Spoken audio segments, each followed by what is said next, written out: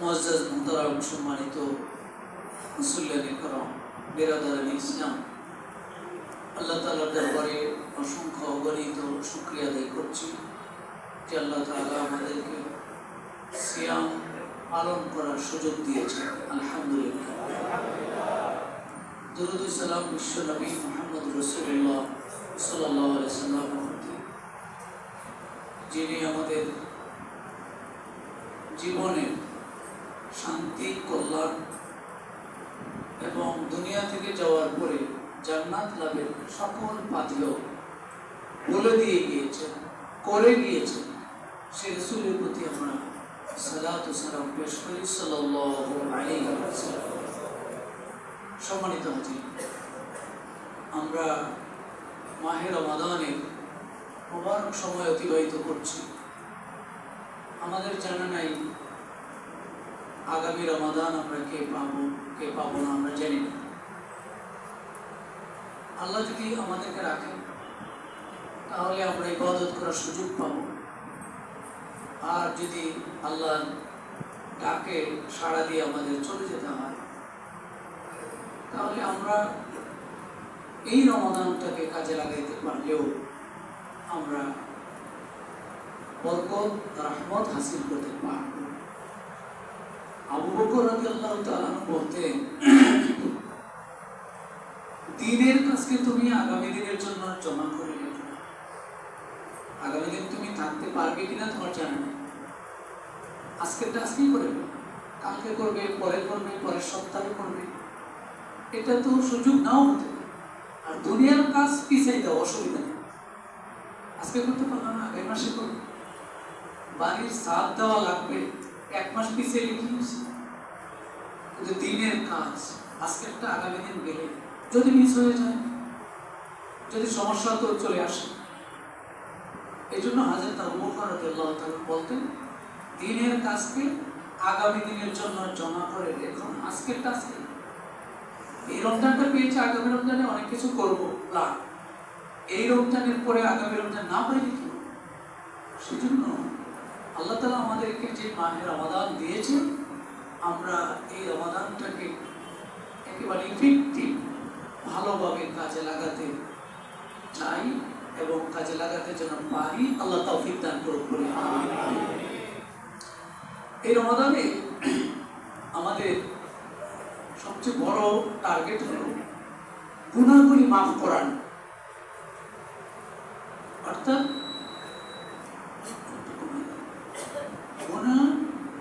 গুনাহ মাপে, গুনাহ মোচনে সেরা সোপান মাহে রমাদান। আলোচনার বিষয় হলো গুনাহ মোচনের সেরা সোপান মাহে রমাদান। এই পয়েন্টে আমরা কথা বলতে চাই যে গুনাহ মাফ করাতে মাহে রমাদানে আমাদের বড় টার্গেট থাকবে মুমিনের গুনাহ মাফ করা। দোকানদাররা বেশি বিক্রি করতে চায়, তাই না? রমাদান আসলে কাপড়ের দোকানদার বিশেষ করে তারা তো সারাই থাকে বিক্রি করার জন্য, কিন্তু মুমিনের টার্গেটটা কি হবে? সে গুনাহগুলি মাফ করাতে পারে। হাদিস শরীফ আছে, আল্লাহ রাসূল সাল্লাল্লাহু আলাইহি সাল্লাম একদিন মিম্বরে আরোহণ করলেন। মিম্বরে উঠে প্রথম স্তরে উঠলেন, উঠে বললেন আমিন, আমিন বললেন। আবার দ্বিতীয় সিঁড়িতে উঠে বললেন আমিন, তৃতীয় সিঁড়িতে উঠেও বললেন আমিন, তিনবার আমিন বললেন। সাহাবায়ে কেরাম জিজ্ঞাসা করলেন, ইয়া রাসূলুল্লাহ, কেন আপনি এভাবে আমিন বললেন, তিনবার আমিন বললেন? তখন রাসূল বললেন, শুনুন, আদানি জিবরাইল, আমার কাছে জিবরিল আসছে। ফাকালা, এসে বলেছে, রাগামা আনফু ইমরিন যুকিরতা ইনদাহু ফালাম ইউসাল্লি আলাইহি ফাকুলতু আমিন। জিবরিল এসে বলছে, ওই ব্যক্তির জন্য ধ্বংস যার কাছে আপনার নাম উল্লেখ করা হলো, আপনার নাম তার কাছে উল্লেখ করা হলো, কিন্তু সে আপনার প্রতি দুরূদ পেশ করলো না, এই লোকটার জন্য ধ্বংস। যখন জিবরাইল এই কথাটা বলেছে তখন আমি বলেছি আমি, মানে ধ্বংসটা নিশ্চিত হোক। নাউজুবিল্লাহ বলেন। জিবরিল বলছে তার জন্য ধ্বংস। কার জন্য? যার কাছে আপনি মুহাম্মদের নাম উল্লেখ করা হলো কিন্তু সে আপনার প্রতি দুরূদ পেশ করলো না, তার জন্য ধ্বংস। তখন রাসূল বলছেন আমি, হ্যাঁ তার ধ্বংস হোক। তাহলে একজন ব্যক্তির কাছে রাসূলের নাম উল্লেখ করা হলে সে কি বলবে? সাল্লাল্লাহু আলাইহি ওয়াসাল্লাম বলবে, এটা বলবে। আর না হয় তার ধ্বংস। রাসূলুল্লাহ আমিন বলছে, এটা তো মিস হবে না। জিবরিল এসে এই কথা বলল। দ্বিতীয়বার আমিন বললেন কেন? রাসূল বলে ফাকাদ রাগমান ফাবরিন আদরাকা ওয়ালিদাইহি ফালাম ইয়াদখুলিল জান্নাহ। জিবরিল বলছে যে ব্যক্তি তার বাবা মাকে দুনিয়ায় পাইল কিন্তু সে জান্নাতে প্রবেশ করতে পারলো না। বাবা মাকে দুনিয়ায় পাইল, জান্নাতে প্রবেশ করতে পারলো না, তার জন্য ধ্বংস। রাসূল কয় যখন জিবরিল এটা বলছে আমি বলছি আমি, ঠিকই তার জন্য ধ্বংস। বাবা মা পাইল, পৃথিবীতে এর চেয়ে বড় নিয়ামত আছে? বাবা মা ছাড়া আমরা দুনিয়া আসছি নাকি? কে কে বাবা মা ছাড়া আসছে? বাবা মা ছাড়া আমরা কেউ আসি? আদম আলাইহিস সালাম আসছে, তারপরে ঈসা আলাইহিস সালাম কি ছাড়া? বাবা ছাড়া আসছে। আমরা দুনিয়ায় যেটা আছি বাবা মা। এই নিয়ামতটা যে পাইল সে জান্নাতে প্রবেশ করতে পারলো না, তার জন্য ধ্বংস। এবং রাসূল বলছেন ঠিকই ধ্বংস, ধ্বংস হবেই না। সে অসুন্দর আচরণের মাধ্যমে তাদের হৃদয় জয় করতে পারেনি। যেভাবে বাবা মার হৃদয় জয় করা যায়, অনেক সময় টাকা দিয়ে জয় করা লাগে, অনেক সময় ভালো আচরণ দিয়ে জয় করা লাগে, বিভিন্ন ভাবে যে যেভাবে পারে সেভাবেই হৃদয়কে জয় করে। তৃতীয় সিঁড়িতে উঠে রাসূল যে আমিন বললেন কেন? রমাদান, ওই ব্যক্তির জন্য ধ্বংস যে রমাদান পাইল ফালাম ইউগফার লাহু, সে তার গুনাহগুলি মাফ করাতে পারলো না, তার জন্য ধ্বংস। বলেন না? এবং রাসূল আমিন বলে বলছেন যে তার জন্য ধ্বংস, নিশ্চয়তা দিয়েছে। আল্লাহ রাসূল যদি আমিন বলে আল্লাহ গ্রহণ করবে না? করবে না? তাহলে ভয়টা দেখে।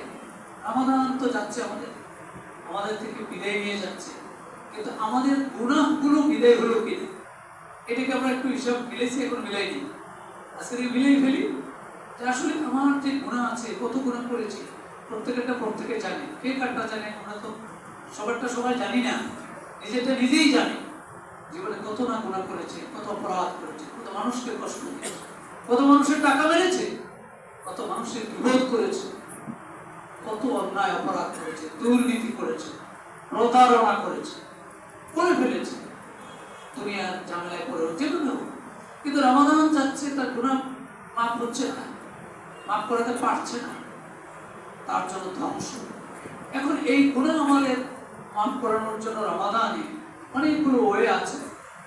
বিশেষ করে 12টি ওয়েতে আমরা আমাদের গুনাহগুলি মাফ করাতে পারি। 12টি ওয়ে। আমরা এর আগের জমায় বলেছিলাম যে রমাদানের মেসেজ, আমরা এর আগের কয়েকটা জমায় রমাদানের মেসেজ বলেছি, মেসেজ অফ রমাদান।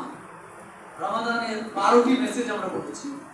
আপনারা যারা ছিলেন, শুনেছেন, তারা তো হয়েছে। মনে আছে কিনা আল্লাহ ভালো জানে, হয়তো মনে নেই। এই জন্য আমি আমার ব্যবস্থা করেছি, নিয়ে আসছি, দেখাবো আপনাদের। এই 12 মেসেজের বইটা আসছে, আজকে আসছে, আপনাদেরকে দেবো ইনশাআল্লাহ। ওইটা নিয়ে যাবেন। এই মেসেজগুলো আমাদের জীবনের সাথে মিলাবো, যে আমার সাথে মিলি কিনা, এবং এটা আপনি মিলাবেন, আপনার পরিবারের লোকদেরকে মিলাবেন, সময় যে আল্লাহ তাআলা একটা রমাদান দিলেন এবং এই রমাদানের মূল মেসেজগুলো, মূল পয়গামগুলো, মূল বার্তাগুলো আমাদের জীবনের সাথে এভাবে আমরা মিলি, আমরা জীবনকে অতিবাহিত করার চেষ্টা করব। আল্লাহ তৌফিক দান করুন। গুনাহ মাফ করার 12টা মেসেজ আছে, 12টা ওয়ে আছে। 1 নম্বর ওয়ে হলো সিয়াম পালন, রোজা পালন করা। যেটা আমরা করছি। আল্লাহ তাআলা এই কথা বলেছেন, ফামান শাহিদা মিনকুমুশ শাহরা ফালইয়াসুম, সূরা বাকারা 185। যে এই রমাদান মাসটা পাবে তার জন্য রোজা রাখা আবশ্যক, রাখতেই হবে, কোনো অজুহাত নেই। শুধু অসুস্থ হলে আল্লাহ একটা অপশন দিয়েছে, অসুস্থ হলে আর মুসাফির হলে, এর বিকল্প আর কোনো অপশন নাই, তাকে রোজা রাখতেই হবে। ফালইয়াসুম, ইসলামের পূর্ব যুগে, ইসলামের শুরুতে, রাসূলুল্লাহ সাল্লাল্লাহু আলাইহি ওয়াসাল্লামের শুরুতে, তখন রোজা যে রাখতে চাইতো সে রোজা রাখতো, আর না রাখতে চাইলে ফিরিয়ে দিত। وعلى الذين يطيقونه فدية طعام مسكين, যারা রোজা রাখতে সামর্থ্য রাখে তারা ফিদিয়া দিবে। এটা হলো ব্যাখ্যা, এটা হলো আয়াতের অর্থ। যারা রোজা রাখতে সামর্থ্য রাখে তারা ফিদিয়া দিবে, মিসকিনকে খাওয়াইয়া দিবে। এটা শুরুতে ছিল, যখন রমজান মাত্র ফরজ হয়েছে ছিল। কিন্তু যখন আল্লাহ তাআলা এই আয়াতটা নাযিল করে দিলেন, ফামান শাহিদা মিনকুমুশ শাহরা ফালইয়াসুম, যেই রোজার মাস পাবে সেই রোজা পালন করবে, তার জন্য আবশ্যক। আগের আয়াতটা মানসুখ হয়ে গিয়েছে। তখন উলামায়ে কেরাম বলছেন, ওয়ালাল লাযীনা ইউতিকুনাহু ফিদিয়াতু তুআমু মিসকিন ওয়া আলাল লাযীনা লা ইউতিকুনাহু সালবে মাখাযান বিল গামালে। অর্থাৎ এটা অর্থ হলো নেগেটিভ অর্থ উঠানো, মানে যারা রোজা রাখার সামর্থ্য রাখবে না তারা ফিদিয়া দিবে। রাখবে না, সামর্থ্য রাখবে না মানে হলো যারা অসুস্থ, এমন অসুস্থ যে অসুস্থতার আরোগ্য হওয়ার আর সম্ভাবনা নাই, এমন অসুস্থ হয়ে গেছে, পরের বছর, পরের মাসে, 2 মাস পরে যে সুস্থ হবে কোনো সম্ভাবনা নাই, সেই ব্যক্তি রোজা না রেখে রোজার মাসে ফিরিয়ে দিবে। প্রতি রোজার জন্য একজন মিসকিনকে 2 বেলা পেট ভরে খাওয়ানোর মতো অর্থ দিবে অথবা খাওয়াইয়া দিবে। আয়াতে যেহেতু খাওয়ানোর কথা আসছে, খাওয়াই দিলে ভালো, আর যদি খাওয়াই দিতে না পারে অর্থ দিয়ে দিলেও আদায় হয়ে যাবে। এটা হলো কারা? যারা রোজা রাখতে পারবে না। আর যারা রোজা রাখতে সামর্থ্য আছে অবশ্যই তাকে রোজা রাখতে হবে, এবং রোজা রাখার মাধ্যমে তার গুনাহগুলিকে সে মাফ করে নিতে পারে। হাদিস শরীফে আছে, বুখারী 2014 নম্বর হাদিস, عن أبي هريرة رضي الله تعالى عنه عن النبي صلى الله عليه وسلم قال من صام رمضان إيمانا واحتسابا غفر له ما تقدم من ذنبه। যে ব্যক্তি রোজা রাখলো ঈমান এবং ইহতিসাবের সাথে, রমজান মাসে রোজা রাখলো, আল্লাহ তাআলা তার পিছনের জীবনের গুনাহগুলি মাফ করে দেন। সুবহানাল্লাহ। গুনাহ ছাড়া কেউ আছে? কোনো মানুষ গুনাহ ছাড়া নেই। আমরা সবাই রাস্তা বের হলেই গুনাহ হয়ে যায়, নজর যায় এদিকে সেদিকে, কত রকমের গুনাহ আছে। এই গুনাহগুলো মাফ করে দেওয়ার জন্য আল্লাহ রাসূল বলছেন যে ঈমান এবং ইহতিসাবের সাথে রোজা পালন করো। শুধু কি রোজা পালন করলেই গুনাহ মাফ হবে? বলেন তো। এখানে রাসূল দুটো শর্ত দিয়েছে, যে রোজা পালন করলো ঈমান এবং ইহতিসাবের সাথে, তাহলে তার গুনাহ মাফ হবে। ঈমান এবং ইহতিসাব কি? বুখারী শরীফের ব্যাখ্যা গ্রন্থ ফাতহুল বারী, শরহে সহিহুল বুখারী, বুখারীর অনেকগুলো ব্যাখ্যা গ্রন্থ আছে, সেই বুখারী ফাতহুল বারী, আল্লামা ইবনে হাজার আসকালানী তিনি এই ব্যাখ্যাটা করেছেন। চমৎকার ব্যাখ্যা, এর চেয়ে সেরা ব্যাখ্যা সেই বুখারীর ব্যাখ্যা। তিনি বলছেন, আল মুরাদু বিল ঈমান আল ইতিকাদ বিফরদিয়াতি সাওমি। আল্লাহ তাআলা যে রোজাটা ফরজ করেছে, এটা বিশ্বাস রেখে, কাউকে দেখানোর জন্য না। আল্লাহ ফরজ করেছেন, আমার মালিক বলছেন রাখতে, আমি রাখি। কথা ক্লিয়ার না? নাকি কেউ কিছু মনে করবে রোজা না রাখলে কি হয়, কেমন হবে, বাচ্চা কাচ্চারা এবার কি মনে করে, এটা যদি মাথায় ঢুকে আর সব হবে না, গুনাহ মাফ হবে না, যা গুনাহ আছে তাই থাকবে। এজন্য এখানে ঈমান শব্দ আল্লাহ রাসূল অ্যাড করেছেন। ঈমান হলো যে রোজাটা আল্লাহর পক্ষ থেকে একটি ফরজ বিধান আমার জন্য আসছে, আমি যেহেতু রোজার মাস পেয়েছি আমি রোজা রাখবো, আর কোনো কজ নাই, কিচ্ছু নাই, কোনো কাজ কামের অজুহাত নেই, সহজ হিসাবে। এত কঠিন কাজ, হুজুর রিক্সা চালায় কি রোজা রাখতে পারি, এটা বললে হবে না। আপনি রোজার মাস পাইছেন, রোজা রাখতে হবে, অল্টারনেটিভ ওয়ে আপনাকে বের করতে হবে। আপনি নিজে বের করে নিন, রাতে কাজ করবেন বা অর্ধেক দিন করবেন, সকালে করবেন, ইত্যাদি ইত্যাদি, অর্থাৎ ওয়ে বের করতে হবে, কোনো অজুহাত চলে। ফামান শাহিদা মিনকুম আশ-শাহরা ফালিয়াসুম। এজন্য এখানে ঈমান শব্দটা এক করা হয়েছে, যে রোজা যে ফরজ এটার প্রতি বিশ্বাস রেখেই রোজা পালন করবে, ঈমান। আর আরেকটা শব্দ রাসূল এড করেছেন ঈমানান ওয়া ইহতিসাবান, ইহতিসাবের সাথে। ইহতিসাবের অর্থ কি? অবিল ইহতিসাব তলাবুস সাওয়াবি মিনাল্লাহি তাআলা, রোজা পালনের মাধ্যমে আল্লাহ তাআলার পক্ষ থেকে সওয়াব প্রাপ্তির প্রত্যাশায়। সওয়াব কে দিবে? রোজার পুরস্কারটা কে দিবে?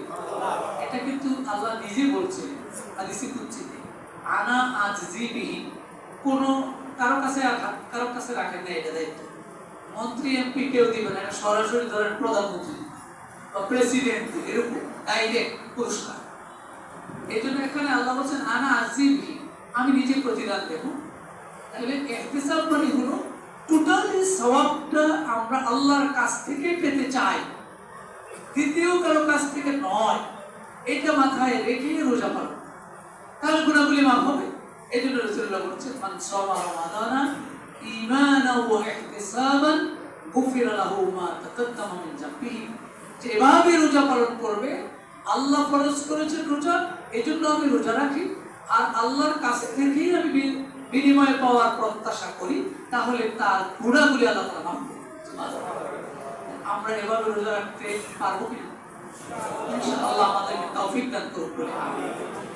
তাহলে গুনাহ মাফের অন্যতম ওয়ে হলো রোজা পালন ঈমান এবং ইহতিসাবের সাথে।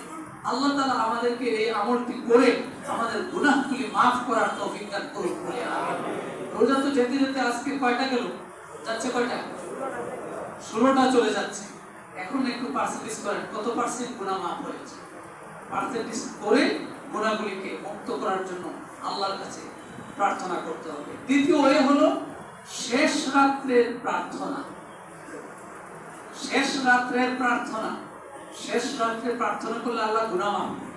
হাদিস শরীফে আছে, বুখারী, হাদিসটি বুখারী 1145 নম্বর হাদিস, বুখারী শরীফের 1145 নম্বর হাদিস। আবু হুরায়রা হাদিসটি বর্ণনা করেছেন, আন্না রাসূলুল্লাহ সাল্লাল্লাহু আলাইহি ওয়াসাল্লাম قال, বিশ্বনবী বলেন, ইয়ানজিলু রাব্বুনা তাবারাকা ওয়া তাআলা কুল্লা লাইলাতিন ইলা সামাই দুনিয়া। আমার রব মহামহিম আল্লাহ তাআলা নেমে আসেন কুল্লা লাইলাতিন, প্রতি রাতে, ইলা সামাই দুনিয়া, দুনিয়ার আকাশে। কোন আকাশে? দুনিয়ার আকাশ কোথায়? আমার সাথে শেয়ার করেন। শেয়ারের ব্যবসায় লাভ না লস? এই সরকারের আমলে লস।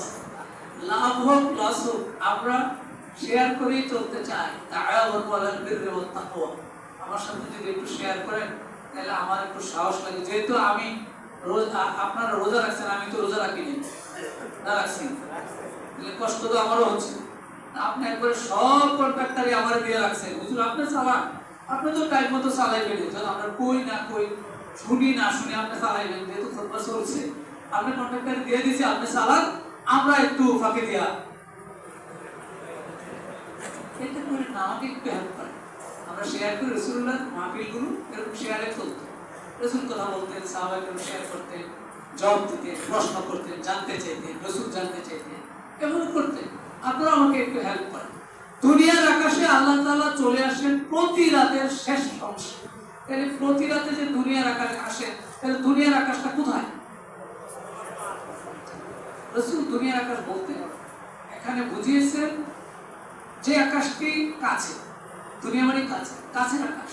তাহলে এই আকাশ ছাড়াও আরো আকাশ আছে, অনেকগুলো আকাশ আছে। কয়টা আকাশ আছে? 10টা। সংখ্যা মনে আছে? 7। এটা কোরআন শরীফে তত্ত্ব আছে। তত্ত্ব যেহেতু কোরআনে আছে, আল্লাহ বলছেন আল্লাযী খালাকা সাবআ সামাওয়াতিন তিবাকা মা তারা ফি খালকির রহমান মিন তাফাউত ফারজি'ল বাসার হাল তারা মিন ফুতুর সুম্মা আরজি'ল বাসার কাররাতাইন ইয়ানকালিব ইলাইকাল বাসারু খাসিআও ওয়া হুয়া হাসীর। সূরা মুলকে আল্লাহ বলছেন তিনি আল্লাহ, যিনি স্তরে স্তরে 7টি আকাশ তৈরি করে রেখেছেন। সুবহানাল্লাহ। আবার সেই সূরা মুলকে আল্লাহ বলছেন ওয়ালাকাদ যায়্যানা সামাআদ দুনিয়া বিমাসাবিহা। আল্লাহ বলেন আমি দুনিয়ার আকাশটাকে অনেক বাতি দ্বারা সাজিয়েছি। সুবহানাল্লাহ। দুনিয়ার আকাশে বাতি দেখা যায় না, যায় না? ঘুমাইলে দেখা যাবে। রাত্রে একটু খেয়াল করে দুনিয়ার আকাশটার দিকে, আল্লাহ যে বললেন অনেক বাতি আছে, আসলে বাতি আছে কিনা? অনেক তারা জ্বলে। আকাশ হলে তারা কম দেখা যায়, বাতি অন্য বাতি বেশি। গ্রামে হলে রাতের আকাশে সুন্দর এই বাতিগুলো দেখা যায়। আল্লাহ এই দুনিয়ার আকাশকে সাজিয়েছে। এই আকাশটার মধ্যে আল্লাহ চলে আসে। এমনি আল্লাহর বাড়ি কোথায়? শেয়ার করে, বাড়ি কোথায়? আরশের পাশে। আপনারা তো ভালো তাফসীর জানেন। আর রহমানু আলাল আরশি ইস্তাওয়া। কোরআন বলছে আল্লাহ তাআলা আরশে আছেন। আরশ তো 7 আসমান পার হয়ে অনেক উপরে। সেই জায়গা থেকে আল্লাহ তাআলা দুনিয়ার আকাশে চলে আসে। হিনা ইয়াবকা সুলুসুল লাইলিল আখির, যখন রাত্রটা শেষ তৃতীয়াংশ বাকি থাকে, শেষ তৃতীয়াংশ 3 ভাগের শেষ ভাগ যখন বাকি থাকে, সেই সময় আল্লাহ তাআলা দুনিয়ার আকাশে আসে। আয়েশা ইয়াকুলু, তিনি বলতে থাকেন, মান ইয়াদউনি ফাস্তাজিব লাহু, কে আছো আমার কাছে আমাকে ডাকবে, আমি তার ডাকে সাড়া দেব। সুবহানাল্লাহ। কে আছো আমাকে ডাকবে, আমি তার ডাকে সাড়া দেব। মান ইয়াসআলুনি ফাউতিয়াহু, কে আছো আমার কাছে কিছু চাইবে, তোমার অনেক প্রত্যাশা, কে আছো আমার কাছে চাইবে, আমি সেটা দেওয়ার জন্য চলে এসেছি। সুবহানাল্লাহ। মান ইস্তাগফিরুনি ফাগফির লাহু, কে আছো গুনার সাগরে ডুবছো, হাবুডুবু খাচ্ছ, অনেক গুনাহ হয়ে গেছে, ইচ্ছায় অনিচ্ছায়, জেনে না জেনে অনেক গুনাহ করেছো, আমার কাছে মাফ চাও, আমি তোমাকে মাফ করার জন্য দুনিয়ার আকাশে চলে আসছি। সুবহানাল্লাহ। রমাদান মাসের সুবিধাটা হলো আপনি তো শেষ রাতে জাগতেই হয় না, জাগেন না? সেহরি খাইতে তো আমরা উঠি, সেটা জাগতে হয়, এটাকে সাহারুন। এই সাহারুন শব্দের অর্থ হলো শেষ রাত। কোরআন শরীফে সাহারুন শব্দই আছে। কোরআন শরীফের সূরা জারিয়াতের 17-18 নম্বর আয়াতে দেখবেন পাবেন, অবিল আসহারি হুম ইয়াস্তাগফিরুন, সাহরির সময় মুমিন বান্দারা আল্লাহর কাছে ক্ষমা চান। সুবহানাল্লাহ। আল্লাহ তো কাছে চলে আসছেন, সারা বছরই আসে, কিন্তু রমাদানে সারা বছর তো আমরা উঠতে অনেক সময় কষ্ট পাই, উঠি না, অভ্যাস নাই, ঘুমে থাকি। কিন্তু যেহেতু রমাদানে সাহারি খাওয়ার জন্য হলেও আমাকে উঠতে হয়, সেহেতু এইটা একটা মহা সুযোগ মুমিনের জন্য। সে মুমিন তখন উঠে যায়, উঠে গিয়ে ইয়াস্তাগফিরুন, সে তার রবের কাছে তার গুনাহগুলোর জন্য মাফ চায়, নীরবে নিবৃত্তি। এই প্র্যাকটিসটা আমরা কি করতে পারি না? আমরা কি চেষ্টা করতেছি? আবার একদিন গেছে মিস, দেরি হয়ে গেছে, কিন্তু টার্গেট যদি করেন অ্যালার্ম দিয়ে রাখেন, তাহলে আপনি একটু আগে উঠলে 4 রাকাত নামাজ অথবা 8 রাকাত নামাজ যদি পড়ে নেন, আর আল্লাহর কাছে যদি, তখন তো আল্লাহ খুব কাছে, দুনিয়ার আকাশে চলে আসছে, আল্লাহর কাছে যদি বান্দা গুনাহগুলি মাফ চায়, আল্লাহ মাফ করবেন না? আমার নবী বলছেন বুখারী হাদিসে, আল্লাহ বলতেছেন, তাহলে কেমনে একজন মুমিন আল্লাহর প্রতি বিশ্বাসী বান্দাটা ঘুমায় থাকে? কেমনে ঘুমায় থাকে? আল্লাহ যেখানে এসে বলতেছেন তুমি আমারে ডাকো, আমার কাছে চাও, আমার কাছে গুনাহ মাফ চাও, আর সে ঘুমায়, নাক থেকে ঘুমায়, তাড়াতাড়ি উঠে সেহরি কিছু খেয়ে রোজা রাখে। কেন? আমরা যদি সিদ্ধান্ত নিতে পারি, প্ল্যান হয়েছে, যদি আমরা কাজ করি, তাহলে আশা করা যায় মাহে রমাদানের প্রত্যেকটা রাত আমরা কাজে লাগালে আমাদের কোনো গুনাহ থাকার কথা না। কি বলেন? আল্লাহ তাআলা যদি ইচ্ছে করেন, তাহলে আমাদের গুনাহগুলিকে একবারে মোচন করে একবারে সাদা অন্তর বানিয়ে দিতে পারেন। আল্লাহ রাব্বুল আলামিন আমাদেরকে এই রমাদানের এই সাহরিটা, এই সময়টাকে কাজে লাগানোর তৌফিক দান করুন। এরপরে আমরা সালাতুত তারাবিহ যেটা আছে, সালাতুত তারাবিহ, এটাকেও গুনাহ মাফের একটা অন্যতম কাজ ওই হিসাবে আমরা গ্রহণ করতে পারি। তারাবির নামাজ কি সারা বছর আছে? তাহাজ্জুদের নামাজ কি সারা বছর আছে? আছে। তাহাজ্জুদের নামাজ তো সারা বছরই আছে, এটা তো চলবেই। তারাবির নামাজটা যেহেতু শুধু রমাদান ভিত্তিক, এটা রাসূলুল্লাহ বলছেন, বুখারীতে আছে, মুসলিমে আছে। বুখারী 37 নম্বর, মুসলিম 759 নম্বর হাদিস, মান কামা রমাদানা ঈমানান ওয়া ইহতিসাবান গুফিরা লাহু মা তাকাদ্দামা মিন যামবিহি। আল্লাহ রাসূল বলেন, যে রমাদান মাসে কিয়াম করলো, আল্লাহ তাআলা তার পিছনের জীবনের সব গুনাহ মাফ করে দেন। সুবহানাল্লাহ। তাহলে কিয়ামে রমাদান মুহাদ্দিসিনে কেরামের অধিকাংশই বলেছেন এই কিয়ামে রমাদান বলতে রাসূলুল্লাহ সাল্লাল্লাহু আলাইহি ওয়াসাল্লাম সালাতুত তারাবিহটাকে বুঝিয়েছেন, যেটা রাতের প্রথম অংশে পড়া হয়। আর রাতের শেষ অংশে তো তাহাজ্জুদ আছে, এটা সারা বছরই আছে, শুধু রমজানে তো না, সারা বছরই আছে। রমজানের সাথে খাসটাই হলো স্পেশালি তাহাজ্জুদ তারাবির নামাজ। ঠিক তারাবির নামাজটা আমরা দেখি অনেক ভাইয়েরা একটু অবহেলা করে, কয় হুজুর তারাবি না পড়লে কি রোজা হবে না? আমি বলি না রোজা হবে না, রোজা তো হবে, তারাবি না পড়লেও রোজা হবে। কিন্তু আপনি গুনাহ মাফ করানোর যে একটা সিদ্ধান্ত নিলেন, আল্লাহ সুযোগটা দিলেন, তো সেই সুযোগটাকে কাজে না লাগালে তো ধ্বংস হয়ে যাবে। রাসূলুল্লাহ বলছেন গুনাহ মাফ করতে পারলো না, রমজান পেলে তার ধ্বংস। আমি ধ্বংসের পথ কেন নেব সুযোগ পাইয়া? এত সুন্দর সুযোগ মুমিনের জন্য প্রতি রাতে, এবং বিশেষ করে ঢাকা শহরে তো খাতমে কোরআন থাকার কারণে আরো বড় সুযোগ। কি বলে? খাতমে কোরআন যেহেতু আছে, গ্রামে হয়তো সূরা তারাবি হয়, সেখানে তো গোটা কোরআন শোনার সুযোগ হয় না। কিন্তু ঢাকা শহরে তো অনেক খুব কম মসজিদই আছে যেখানে খাতমে কোরআন হয় না, অধিকাংশই খাতমে কোরআন হয়। কিন্তু সেই সুযোগটাও আল্লাহর মুমিন বান্দাগুলো কাজে লাগায় না, দৌড় মারে।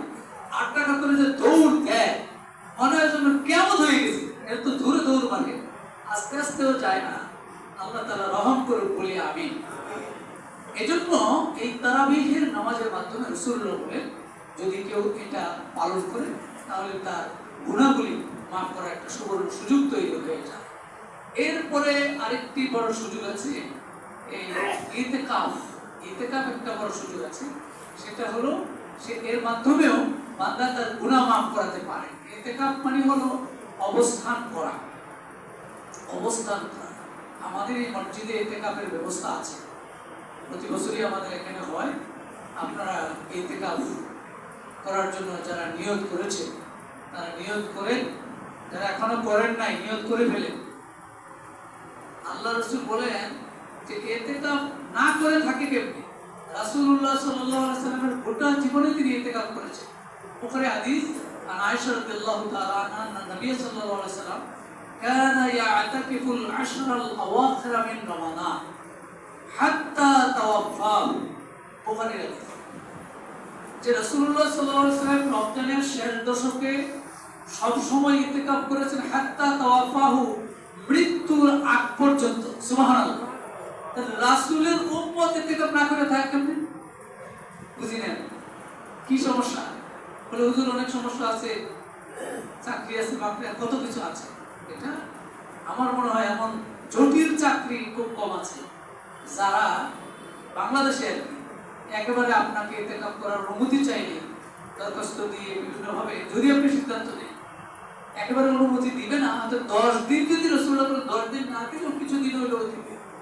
এটা সিদ্ধান্ত আপনার, সিদ্ধান্তটা আপনার। রাসূলুল্লাহ সাল্লাল্লাহু আলাইহি ওয়াসাল্লাম যেহেতু সারা জীবন ইতিকাফ করেছেন, এটা একটা দায়মি আমল, সবসময় করেছেন।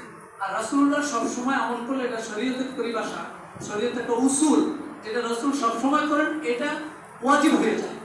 কিন্তু ইতিকাফটা আমাদের জন্য ওয়াজিব হয়নি, এখনো সুন্নত আছে। রাসূল সবসময় করেছেন বিধায় এটা কোনো কোনো ওলামায়ে কেরাম বলছেন এটা ওয়াজিবের অন্তর্ভুক্ত হয়ে যায়, তাহলে এটাকে তরক করার কোনো সুযোগ নাই। সুম্মা ইতাকাফা আজওয়াজুহু মিন বা'দি, হাদিসের শেষ অংশে আছে এরপর রাসূলুল্লাহ সাল্লাল্লাহু আলাইহি সাল্লামের স্ত্রীরা ইতিকাফ করেছে, রাসূলের স্ত্রীরা ইতিকাফ করেছে। তাহলে স্ত্রীরাও ইতিকাফ করতে পারে, মহিলারাও ইতিকাফ করতে পারে, এই হাদিসে আসছে। এখন তারা কোথায় করবে? তারা যেখানে ইচ্ছা করবে, ঘরে তারা করতে পারে, মসজিদে করা নিষেধ তা না, আলাদা অ্যারেঞ্জমেন্ট থাকলে মসজিদেও মহিলারা ইতিকাফ করতে পারবে, ঘরে করতে পারবে, যে কোনো জায়গায় তারা ইতিকাফ করতে পারবে, অর্থাৎ তাদেরও ইতিকাফ আছে। অনেকে মনে করো শুধু পুরুষের ইতিকাফ, বিষয়টা এরকম না, মহিলাদেরও ইতিকাফ আছে। সেজন্য আমরা ইতিকাফের সিদ্ধান্ত নেই।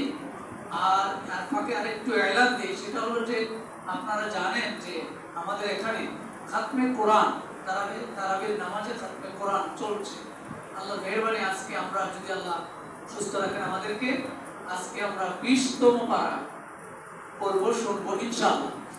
এই জন্য এই উৎসব, এই আয়োজনে আমাদেরকে খেদমত দিচ্ছেন আমাদের দুইজন হাফেজ সাহেব, তারা দিচ্ছেন এবং ওটা আয়োজন করতে, এই প্রোগ্রাম বাস্তবায়নে প্রায় 10-11 জন স্টাফ এখানে কর্মরত আছে। তো এই সব মিলিয়ে আপনাদের কাছে আমরা সবসময় আবেদন করি যে মাহে রমাদানের খাতমে তারাবির জন্য আপনারা যে যা পারেন হাদিয়া। এটা যেহেতু আমরা আবেশ সাহেবদেরকেও বলেছি, ভাই আপনাদেরকে আমরা নির্দিষ্ট কিছু বলতে পারবো না, আল্লাহ যা মিলায় তা পাবেন, তো এটাতেই তারা সম্মত হয়েছে। তো খেদমত দিয়ে যাচ্ছেন, মেহরবানি করে আপনারা একটু তারাবির নামাজের যে হাদিয়াটা আপনি দিয়ে থাকেন, আমাদের এখানে প্রত্যেক কাতারে কাগজ আছে, কাগজটা আপনার কাছে যাবে, গেলে সেখানে আপনার নাম এবং টাকার অ্যামাউন্টটা এবং মোবাইল নাম্বারটা মেহরবানি করে দিয়ে রাখবেন, তাহলে আমরা তারাবিহের নামাজের যে আয়োজনটা সুন্দরভাবে সম্পন্ন করতে পারবো। একটু মেহরবানি করে নিজে লিখে অপর ভাইকে দিয়ে দিন, নিজে লিখে অপর ভাইকে দিয়ে দিন,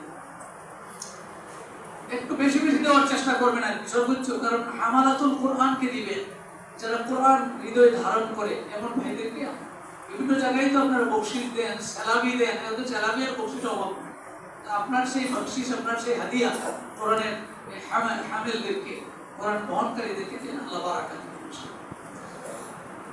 এরপরে বলছিলাম এটা যে ইতিকাফের মাধ্যমে গুনাহগুলি মাফ হয়ে যায়।